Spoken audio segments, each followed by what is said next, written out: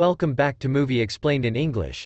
Today, I am going to explain a Japanese comedy, fantasy film released in 2009, titled, Symbol, directed by Hitoshi Matsumoto. Before we start the video, please subscribe the channel. Your one click means a lot for us. In this world, occurrences are triggered by the flick of a random button. Now, it's up to one man to know what these buttons mean and how to use them wisely. The movie starts on a dirt path in Mexico. A truck stirs up the dust as it drives through a long stretch of barren land. Behind the wheel is Karen, a smoking nun wearing her sunglasses. She throws the cigar and turns the radio on, enjoying the music as she continues her route. Elsewhere, in a household, the little boy Antonio breaks something and gets scolded by his mother. His older sister, Lorena, tries to leave, but their mother stops her. However, her grandfather comes to her defense and lets her go. The mother rebuffs him because his spoiling the kids makes them harder to discipline. Outside, the grandfather calls Antonio and whispers that he'll meet him later by the church's exit to wait for Karen. After a kiss on the cheek, Antonio hurries to school with Lorena. The mother works around the house while the father sits reading the newspaper and wearing a peculiar mask. She looks at him silently and continues to wash the dishes. After a while, over breakfast, she tells the grandfather that her husband is acting differently that day, probably because his opponent is 12 years younger. To allay her fears, the grandfather reminds her that experience is more important. Meanwhile, a car honks in the distance, signaling Karen's arrival. They all shuffle, and the father gets up and bids his wife farewell. Knowing Karen, the mother asks her husband to tell their daughter to drive safely. The husband heads out carrying a bag and meets Karen, who curses at the truck for powering off. Marching back inside once the engine starts, she drives off violently. During the drive, the father asks how her new job is, but she's dismissive about it. After some silence, he brings up her mother, but Karen cuts him off before mocking passers-by. They then drive into the distance. In a different space, a feather falls gently over a man sleeping on the floor in his pajamas. He wakes to the sound of a heavy door falling. As he scans his surroundings, he finds nothing but completely white walls with the ceiling way up high. Pacing around in bewilderment, he confirms the walls are solid until he stumbles on a protrusion resembling a man's member. Curious, he approaches and confirms it's also solid. When he presses it, it pushes down like a button. Suddenly, cherubs emerge from the walls around him, their baby laughter echoing. After some time orienting themselves on the walls, they all sink back, leaving nothing but their protruding private parts. The man screams in horror, then he smells his finger, making him scream some more. He yells out to ask about the place but hears no response. No matter what he says, no one replies. He turns to the little members and presses on a random one. The button moves and a toothbrush falls down. The man picks it up, unsure why a toothbrush appeared out of nowhere. Frustrated, he looks around and presses another button, and this time, a megaphone falls. Picking it up, he asks in frustrated confusion about what's happening. Still, he gets no response. With another button, a bonsai tree is thrown inside the room. This confuses him more as he approaches the bonsai. Looking at the private parts, he picks another random button, and the appearance of a clay vase startles him. Though scared, he peers inside the vase but finds nothing useful. Finding nothing better to do, he picks another member, causing sticks to fly into the room. Repeating the action, more sticks appear. He keeps pressing the button to get more sticks, and soon, the sticks pile up, leaving him amazed. Halfway through, he suddenly switches buttons, and a cart slams into his shin from the wall, making him yelp in pain. Using the megaphone, he yells expletives before hitting another button. This time, it turns around, revealing a cherub's behind, and it releases gas in his face. Turning about face, he gets the megaphone and complains about the smell. Back in Mexico, the school bell rings, and the students run to their classrooms. Some bullies take Antonio's stuff and make fun of him for betting on a weak wrestler, Escargoman. The kids bicker about it, arguing about the wrestlers until their teacher enters. Meanwhile, just outside the wrestling arena, people begin funneling inside. The white space now packs a lot of things thrown inside. The man reclines on his chair and throws a ball blindly against the wall. Then, this triggers a button, and in comes a sushi table. Approaching it, he crouches to inspect the small plate for the soy sauce. Casually, he presses a button, and another sushi flies inside the room. So he can start eating. He asks for some soy sauce, but no matter which button he presses, only sushi emerges. He gives up and begins eating the sushi, finding the flavors so agreeable that he finishes them all. When he's done, he groans in satisfaction. Scanning the remaining buttons, he picks one randomly, only to get a bottle of soy sauce. He throws it away because it's too late anyway and goes to pick another button. The space gives him 3D glasses in response, and upon wearing them, he sees his surroundings tinged in red and blue. He then spots a cherub pointing at its private part through the wall. Thinking it's his exit, he screams in delight and presses it. Instead, the room darkens, and a countdown begins. Panicking, he presses it repeatedly, but the rest of the buttons disappear into the wall. As the countdown nears 0, he scrambles to the middle of the room and finds a huge cherub's backside hovering. Despite his pleas, the countdown reaches 0, and he's hit with a blast of smelly gas. In the wrestling arena, the father walks to the locker room and looks at his family picture. He stands there for a while before changing his clothes to become the wrestler, Escargot Man. In their house, his wife sits on her rocking chair as she sews and looks anxiously at the clock. To keep himself entertained, the man in the white room starts reading manga. After finishing the 5th volume, he asks for the 6th but gets all other volumes except for it. Crawling around, he accidentally pushes a button that reveals a door at the far end of the room. It doesn't catch his attention at first until the realization dawns on him. Knowing it's his exit, he looks for the button that triggered it, but he doesn't remember which. He picks random buttons, then he sees a random tribesman and gets hit in the head by a stream of water.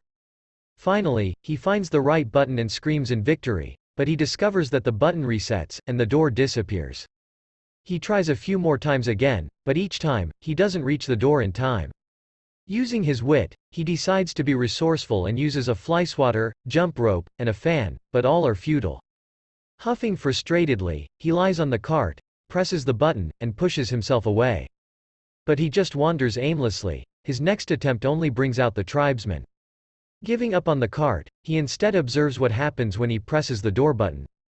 Learning how it resets, he decides to use the vase to pin it down. However, even with the vase's weight, the button still resets. Thinking the vase isn't heavy enough, he decides to fill it with the water stream and pushes the button for that. However, when he executes his plan, he realizes he can't bring the stream to land inside the vase's mouth.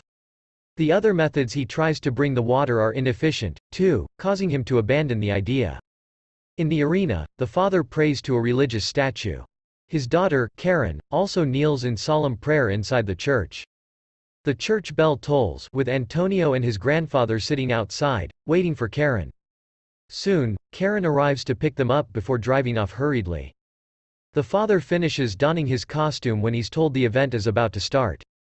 Karen, still driving, honks to speed people up while shouting expletives and getting irritated at other drivers. In the white room, the man discovers he can make the vase heavy by filling it to the brim with sushi. Realizing it's too heavy, he tries pulling some sushi out, but his hand won't fit inside the vase. Getting frustrated, he grabs a pair of sticks and fishes the sushi one by one.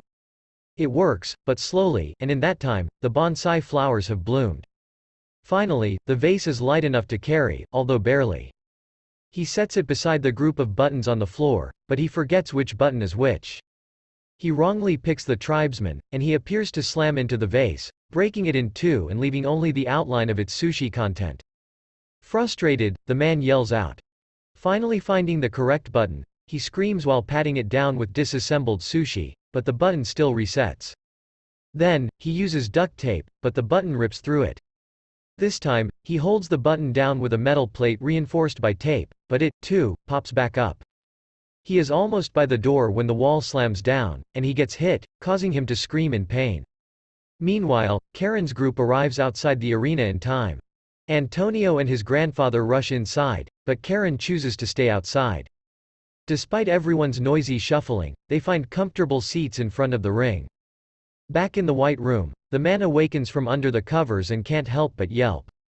Beside him are pain-relieving tablets. Intending to brush his teeth, he looks for toothpaste from the buttons, but instead, he accidentally triggers a long rope dangling from high above. Seconds later, it disappears, and that's when he realizes he can use it to hurl himself at the door. Laughing at the ingenuity, he activates the rope and the button that reveals the door. Swinging himself, he makes it across in time. Reveling in anticipation of his liberty, he realizes too late that the door is locked, and he needs a key. With the wall about to close, he rushes inside the white room, but the wall hits him again. Pained and deeply frustrated, he kicks the wall and also accidentally triggers the button for the key. It floats in the air for some time before disappearing. Amazed, he looks for the button he just hit, but he gets startled when a barking dog figurehead emerges from the wall. Again, he searches, but he finds the same barking dog. Startled and crying, he backs away to the corner before deciding to try again. This time, he finally chooses the right one. To make sure he doesn't accidentally trigger the barking dog again, he looks around to find anything he can use to mark the correct button and notices the pile of sushi. So, with his eyes and finger aimed at the button, he steps back to the sushi pile and gets a raw tuna. However, he forgets which button it actually is and instead triggers the barking dog again. Scared, he now kneels and hits a button, anticipating the dog, but fortunately, it's actually the key. He crowns the button with raw tuna and thinks of a plan. Trigger the rope, swing to get the floating key, open the door, and unlock it to exit.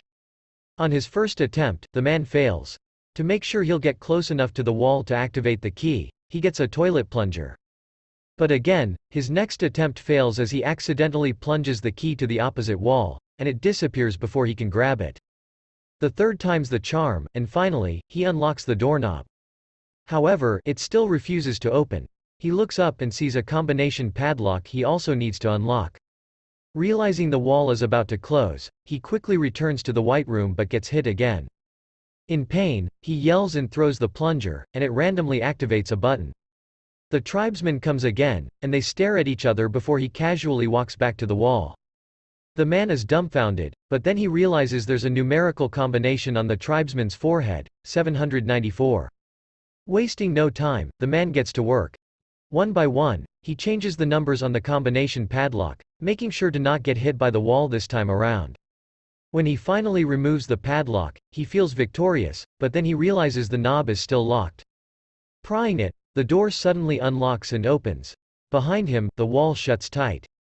However, he realizes the space is too small to fully open the door. Thus, he's trapped in between. He bangs on the wall and yells for help, but he gets no response. Feeling helpless, he cries while remembering all the fun he's had in the white room. Out of nowhere, he feels an air current. Spotting a gap in the wall, he pushes it aside. Fortunately, it moves, revealing a long hallway. Before anything else can block him, he runs. At the arena, everyone is gearing up for the special main event. Out comes a wrestling duo known as the Rude Ones, drawing out both cheers and boos, but they revel in the attention. Antonio asks if his father will be alright. His father, now escargot man, walks to meet his partner, Aguila, passing by an injured wrestler on their way to the ring. Then, the announcer introduces them. With his green and red outfit, he runs around the ring, but their opponents are dismissive. Before the match begins, they're given bouquets. But while Aguila and escargot are distracted, their opponents hit them from behind with the bouquets. Escargot tumbles out of the ring while Aguila takes a beating. Meanwhile, the man finally emerges into a dark chamber, coughing and panting from running endlessly. Around him are bodies of grown angels stuck to the walls. They disappear, and the doors behind him close. Finding himself back to where he started, he screams in frustration. In the arena, the match begins. Aguila manages to overwhelm and corner the opponent in purple, El Super Demonio, through swift and agile movements and sends him out of the ring. But then, the opponent in black, Tequila Joe, comes, engaging him in slaps. Unfortunately, he gains the upper hand over Aguila, stunning him. He then slams Aguila against the floor. Now disoriented, Aguila is dragged to the ringside, where El Super Demonio kicks his face. Cheers erupt, but others complain of dirty tricks. The opponents gang up on Aguila, and Tequila Joe gives him a backbreaker. They weigh down on him, and the referee counts down amid boos and cheers. El Super Demonio taunts escargot while his partner gives Aguila another backbreaker. Then, El Super Demonio slams hard on Aguila. Afterward, El Super Demonio picks Aguila and binds his arms behind his back as Tequila Joe prepares to punch him. But Aguila dodges, and El Super Demonio takes the hit. With Aguila leaving the ring, it's now Escargot's time to shine. His opponents leer around him, then they prepare their attack. As El Super Demonio hits Escargot from behind, the man in the dark room points to a wall filled with buttons. Tequila Joe pushes some spectators to get a metal chair. Despite the referee's warnings, he keeps holding the metal chair. Escargot has already taken a beating from El Super Demonio, and now, he is bound helpless as Tequila Joe prepares to hit him in the head. Inside the gray room, the man activates a button. Suddenly, in the arena, Escargot's neck elongates, headbutting Tequila Joe and causing him to fall to his knees. Everyone grows silent in perplexity and anticipation. With another smash on the same button, Escargot swings his head to hit El Super Demonio behind him. Then, the crowd erupts in cheers.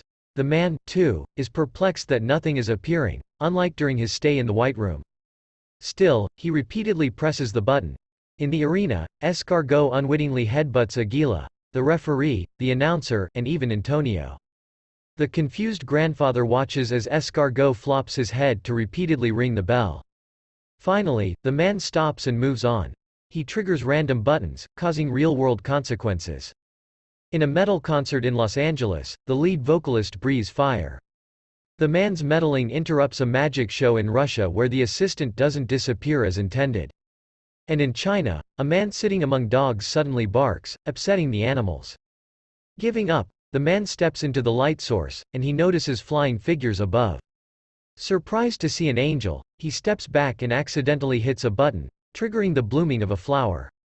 The man decides to climb the wall using the buttons, and each time he steps on or presses one, something is triggered: life, accidents, destruction, luck, synchronicities, and more. The man just continues climbing until his hair grows long. At some point, he becomes weightless and begins floating to the light. Still, he's able to activate the buttons and trigger occurrences around the world. As he nears the light, more feathers fall around him. His journey ends when he reaches another space. Behind him, a map of the world emerges from the walls, and with it are everyone's voices. In front of him is a huge member button. For the fate of the world, he stares at it. Then, he approaches. And that's the ending of the movie. That's my explanation for the movie, Symbol. So, what do you guys think about the movie? Write in the comment. Subscribe for more videos like this, turn on notifications, and leave a like to help the channel out. Thank you for watching.